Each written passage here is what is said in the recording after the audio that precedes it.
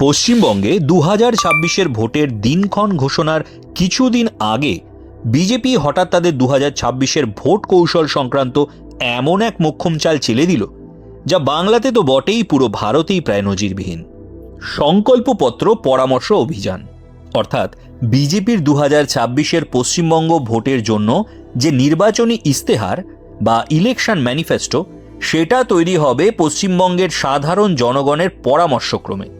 আর এই পরামর্শ বঙ্গের জনতা জানাতে পারবে একেবারে সরাসরি নিজের হাতে লিখে। রাজনৈতিক বিশ্লেষকদের মতে এই উদ্যোগ বঙ্গ বিজেপিকে একটু হলেও বাড়তি মাইলেজ দেবে 2026-এর ভোটের লড়াইয়ে। আবার এর সাথেই মমতা বন্দ্যোপাধ্যায়ের বিরাট সফল লক্ষ্মীর ভাণ্ডার ও যুবশ্রীর মতো জনমোহিনী প্রকল্পকে কাউন্টার করার জন্য বিজেপি থেকে ঘোষণা করা হয়েছে যে তারা ক্ষমতায় এলে লক্ষ্মীর ভাণ্ডারের প্রাপকদের অ্যাকাউন্টে প্রায় 3,000 টাকা করে প্রতি মাসে দেওয়া হবে, যা বর্তমান তৃণমূল সরকারের আমলে দেওয়া অর্থের দ্বিগুণ। রাজ্যের যুবকদের দেওয়া বেকার ভাতার পরিমাণও বাড়ানো হবে বলে বিজেপি নেতৃত্ব জানিয়েছে। এ ব্যাপারে এমনকি কেন্দ্রীয় স্বরাষ্ট্রমন্ত্রী অমিত শাহ তার বাংলা সফরে এসে জোরের সাথে বলে গেছেন যে তৃণমূল আমলে চলা কোনো জনসেবামূলক প্রকল্পই বিজেপি সরকারে এলে বন্ধ হবে না, বরং তাতে বরাদ্দ বাড়বে।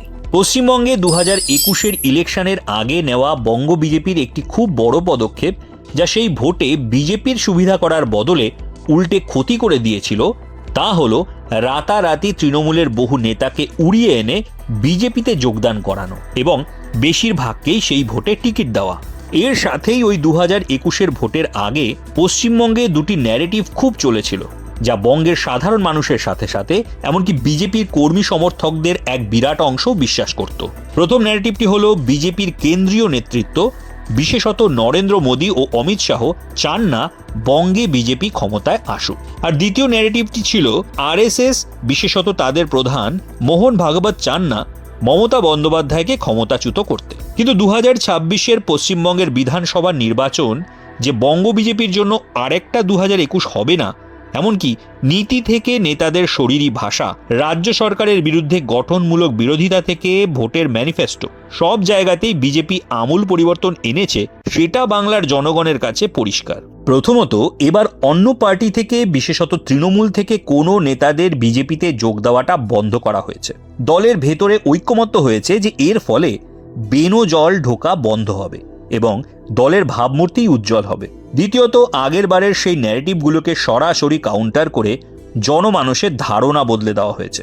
অভিযোগের তীর যে তিনজনের দিকে ছিল, সেই নরেন্দ্র মোদী, অমিত শাহ এবং মোহন ভাগবত, তাদের বঙ্গ সফরে জনতার সাথে নিবিড় সংযোগ স্থাপন এবং নিজেদের বক্তব্যে দ্ব্যর্থহীন ভাষায় বুঝিয়ে দিয়েছেন যে পশ্চিমবঙ্গ থেকে তৃণমূলী শাসনের অবসান তাদের অগ্রাধিকার।